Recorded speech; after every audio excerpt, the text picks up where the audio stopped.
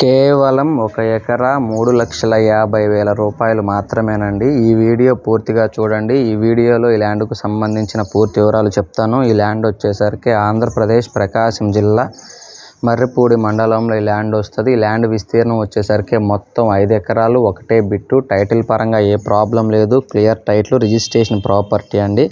Soil విషయానికి వచ్చేసరికి pure red soil. Rate విషయానికి వచ్చేసరికి 1 ఎకరా 3,50,000 రూపాయలు మాత్రమే.